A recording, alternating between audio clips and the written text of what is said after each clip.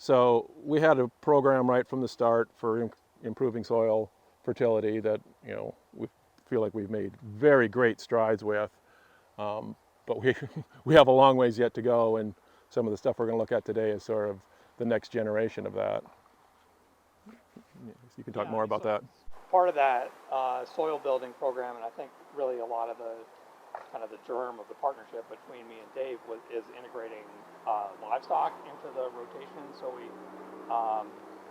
we have established a rotation where one every 4 years, and through most of the main cropland, we take the land out and put it in pasture for a season, and it actually ends up being a year and a half because we plant cover crops and pasture in the fall, and then it's grazed that whole next year, and then the following spring it gets plowed out. So that's and then the animals are rotated through that pasture for that season that it's there. And we've seen remarkable changes in the soil health as we've done that, and we are continuing to see that every year, every time. So I think we've maybe gone 3 rounds. Everything's at 3 rounds, yeah. And every time we plow out the pasture, you can just see that the soil's in better shape, and you can see that the soil, the productivity of the farm has gone up every time. We started transitioning really. We played around a little bit in 2019, but 2020 was our first year, and we had more success with the kind of the small scale crops. And then this year we with the help of some equipment that we got with this the program, the acre program that Laura administers, we're doing some kind of more extensive crops, and we'll show you those systems as we go along.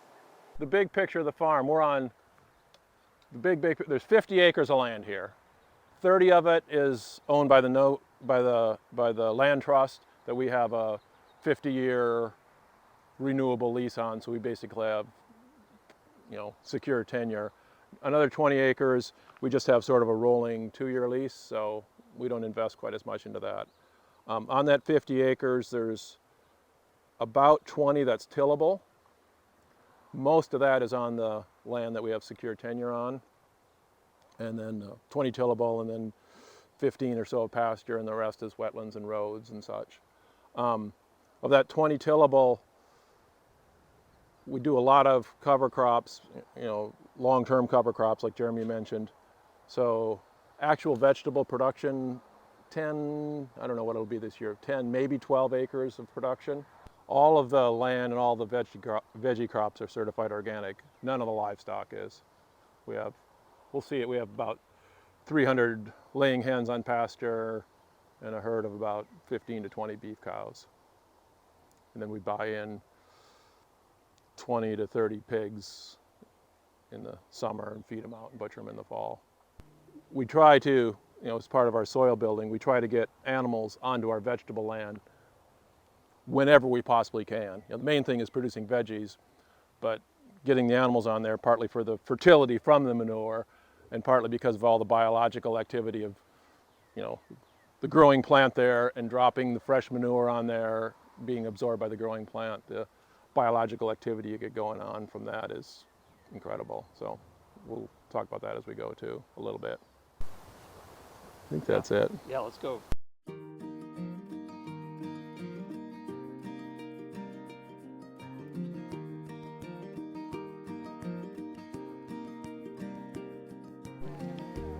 What is the establishment cost? We're going to stop here briefly. This is the very first stuff that we transplanted, and so this was our first transplanting into the heavily mulched system. So this was rye cover crop that was mowed, and then we used the equipment that you'll see later to add additional mulch on top of it, and then we planted tomatoes and cucumbers into here. And what's that? This is this year, yeah. The tomatoes look really terrible, and they looked really terrible when we put them in. They were a little root bound, and they just had come a little early I think the tomatoes are going to be fine. But one of the things we found with this system is, so we've got this modified transplanter that kind of, and which we'll show you, it kind of pokes through the mulch, and there's a spike that comes off of it that pokes even further, that pokes into the ground, and it makes, some water goes into the hole. You really, when you're transplanting, you kind of need to pull the mulch aside. Even, it's gone, the transplanter's gone through the mulch, but to get the plant in there, you kind of have to pull the mulch aside.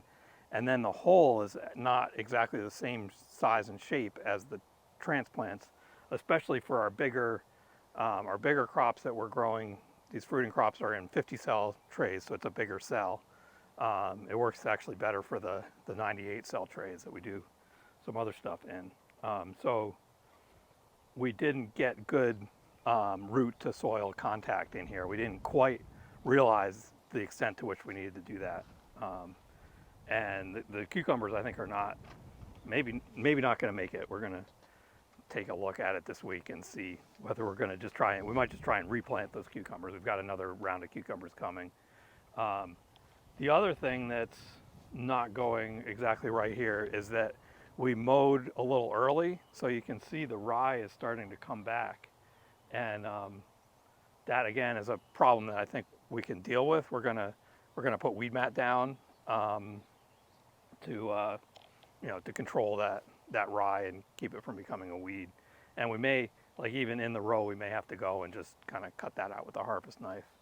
But we actually did, last year we had tomatoes that it was just the mulch that we grew in place. So we just had rye and we mowed it and planted tomatoes into it. And in that we used a weed mat on top of that. It was, after we did it, we were like, there's clearly not enough mulch here, which is, something you read about. You can't grow enough mulch in one spot to control weeds.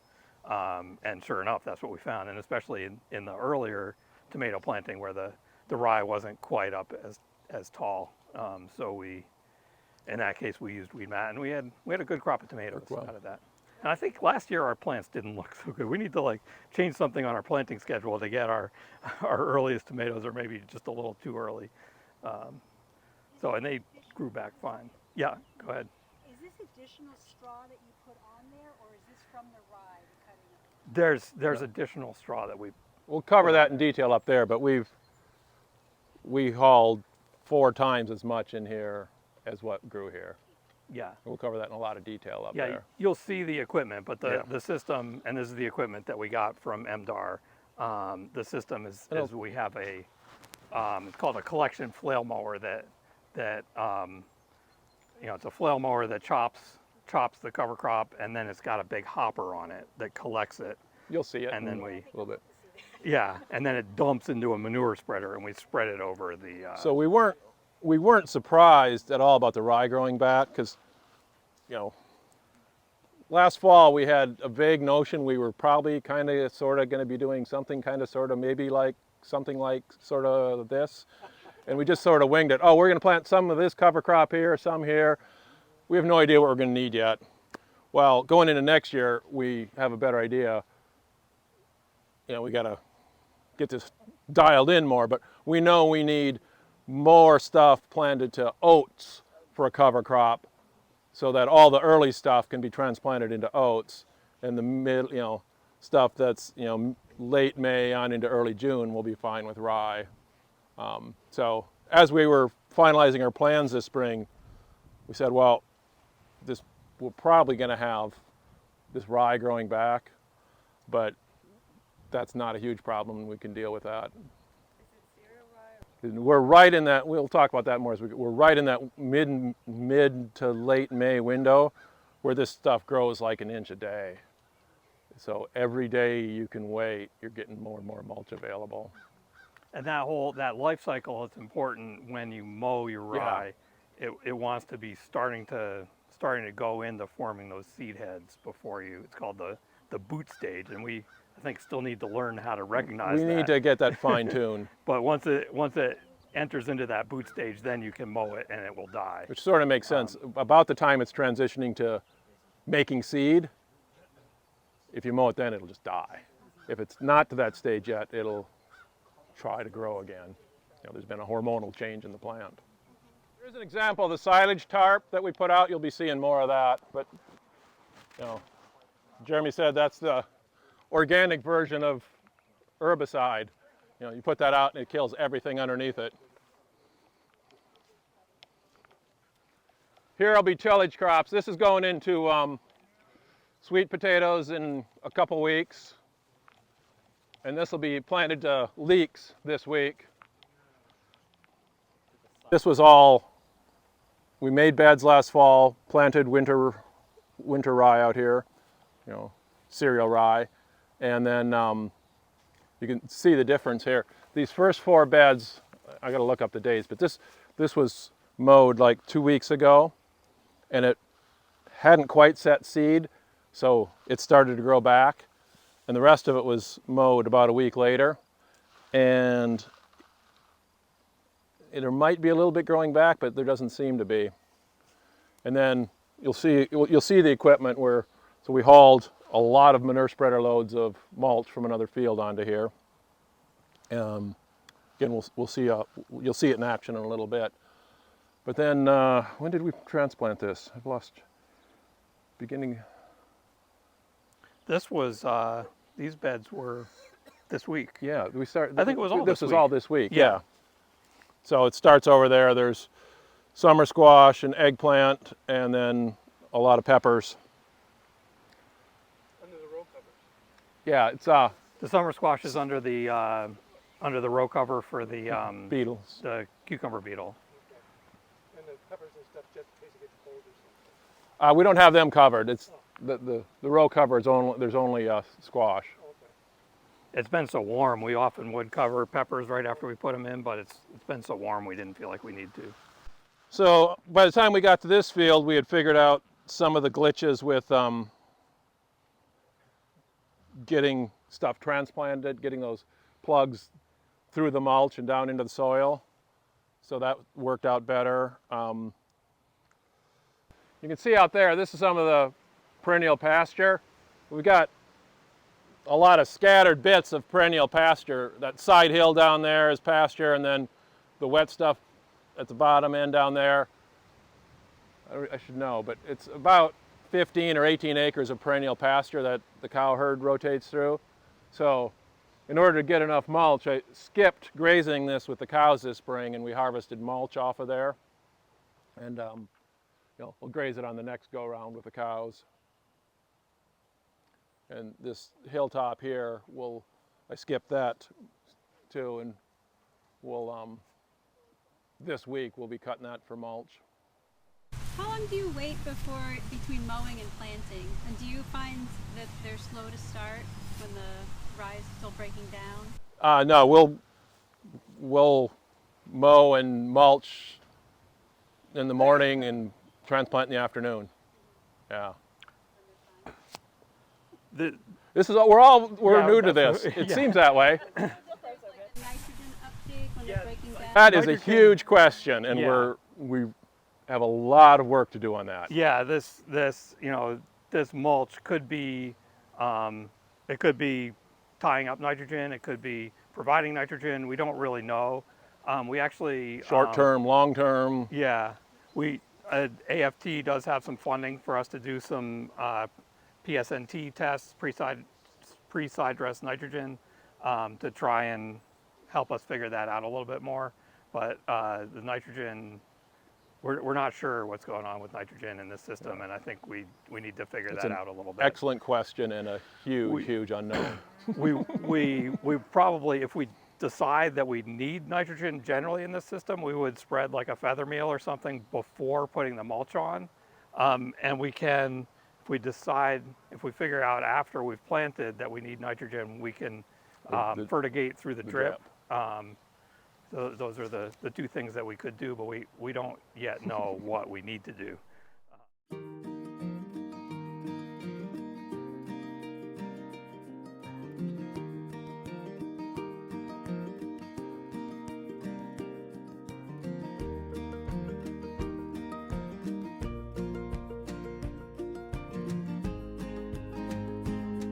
There's one cover crop plant out here I want to point out that I'm growing to love more and more every year. All of this stuff, forage chicory. You know, it's a plant that grows, you know, similar to a dandelion or something. It's a rosette, and then it, there's none here because it's been grazed, but then it sends up a seed head and has a really big taproot. The cows and the chickens love to eat it. When you come into this and plow, plants that are only, you know, a year and a half old, I have no idea how deep the taproot goes, but plowing about 7 inches deep, at 7 inches, taproots will be half to even 3/4 of an inch in diameter. So that taproot is going down, I don't know how far. So it's further breaking up a plow pan. It's pulling up those deep nutrients out of the soil, getting them up on the surface. And then across this, the higher part here and over there, you know, last summer was super dry. All the grass and all the clover out there was completely dormant brown. It was, by August, it was all brown. None of it was growing. All of this stuff was still green and growing. It was amazing. Were your legumes healthy, your clovers healthy as well in the drought? No, they were all brown. The clovers and the grasses were all just brown, completely dormant. You know, they're all alive because this spring they're all back. But all through here, all you would see is the forage chicory. So now this field, I've let a lot of it go because again, we're going to be cutting some of this for mulch. You don't really want to let this stuff start shooting a seed head because it doesn't get as palatable, and then I think it's going to go dormant. So all of that I normally would have grazed, you know, at least a week ago, but this week or early next week, that's all going to get mowed for mulching on the veggies. So we've let it go. So this is our intensive crop system. This whole section last year was no-till. We had oats and peas that were planted in fall of 2019, beds that were made, and then oats and peas were planted fall of 2019. And then we followed a system where we tarped it and we moved the tarps around. So this part was in 6 sections, 1, 2, 3, 4, 5, 6, and we basically had tarps, and we'd plant this section and there'd be a tarp here to salad, almost all salad mix. And then when we were done harvesting that, we'd have taken the tarp off here, and we plant salad mix here, and then we moved over to there. So then once we were done harvesting here, put the tarp back on, and that just killed the salad mix and killed all the weeds and everything. And we were able to go around this field in that manner almost 3 times. We got 2.5 times around the field, just planting salad mix, kill it with a tarp, plant it again, kill it with a tarp when it's done.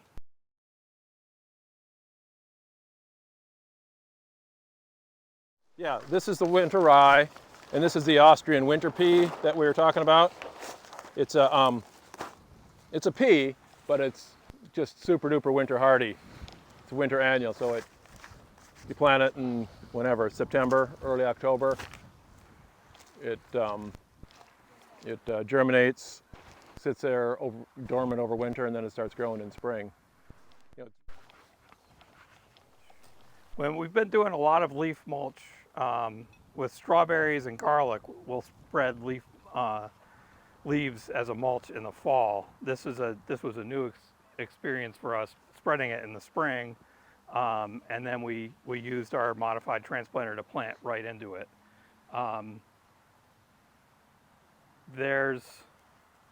It's not entirely a success. We had, and partly unrelated to the planting system, or somewhat unrelated, we, in order to save greenhouse space this year, partly related to the planting in a not cultivated system, a mulch system, I decided to plant our onions in an open tray that was just full of plants, and then we planted individual bare root plants on a 5-row system, where previously we'd used 3 to 4 plants in a plug, three rows of that, and then we could cultivate that with our finger weeder. That cultivated finger weeder setup, we had pretty good weed control, but we almost always like lose it. We can't get in there and cultivate as the onions start getting big, and then we lose it, and by the time we're harvesting onions, I don't think it affects the yield of the onions, but it affects how hard it is to find the onions. So like it gets really weedy, and we're pulling like these beautiful And our big weed seed onions. load for the future. And the weed, yeah, that too. So we're pretty excited about the concept of that we can plant onions and not cultivate them. The planting bare root seedlings on a 5-row system didn't work out very well. So we did. I mean, there are onions here. We're going to get an onion crop out of this, but there's some big gaps. And partly the transplanter, as I described before, it kind of makes a hole in the mulch, and then there's a spike that makes like another hole in the ground, and that the tilled soil, would kind of fill in that water hole. But having a hole and then a single individual plant in that hole, and the soil's kind of firmer, so it doesn't kind of collapse on the plant. We really didn't get the soil to root contact. If it had been a plug that we were planting into that hole, I think it would have worked out a lot better. And we've got some big gaps in our onions, but that often happened to us with onions in the cultivated system too. We cultivated probably 6 or 7 times, and every time you're going in there with the cultivator, you run the risk of killing onion plants, and we have lost onion crops to cultivator error, iron blight, yeah. So this is a problem that is a learning a new system problem rather than a I think we won't have that problem next year, and the idea of not cultivating onions is pretty exciting.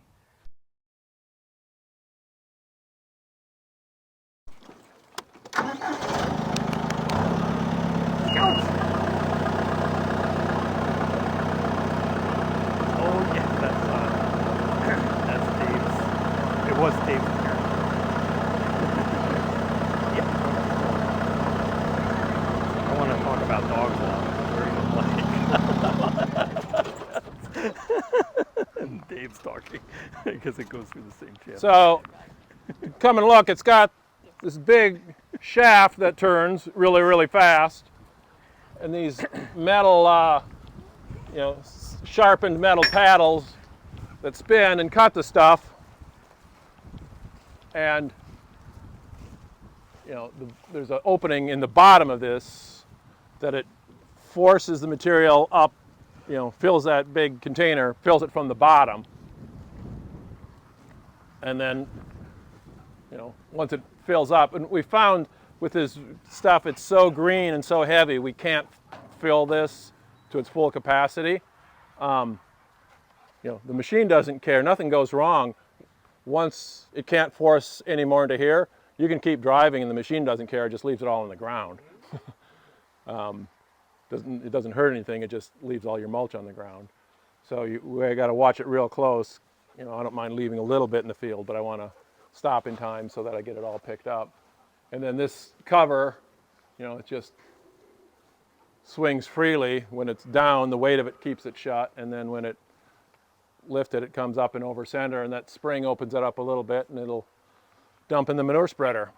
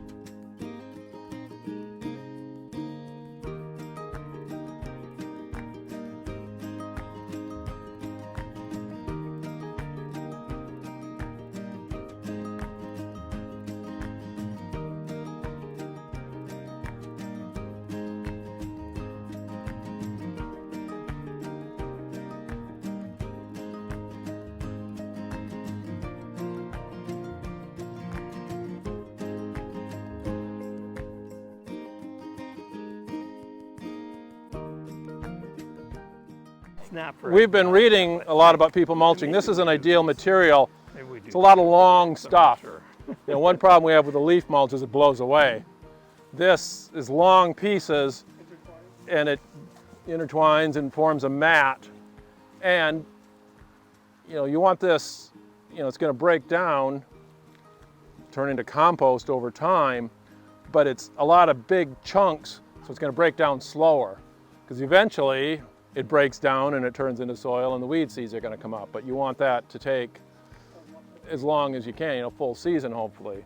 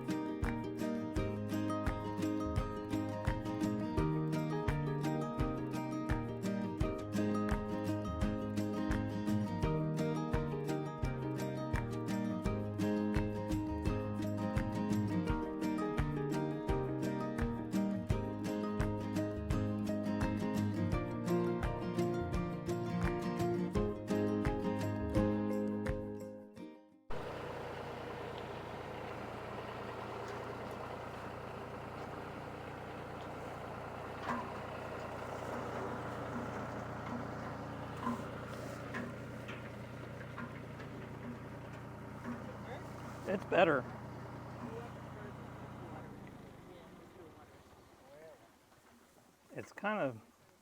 It's a slot instead of a, well, it's a slot instead of a pokey hole. Like stick your finger in this one. Yeah. This is equipment that will work on this scale, And once all the bugs are worked out, it's something that seems, economical at this scale, The mower, what's the list price on that mower? 13? The mower was like 13,500. Yeah. And the spreader is 9. So, for this scale farm, that's not a tremendous investment into equipment.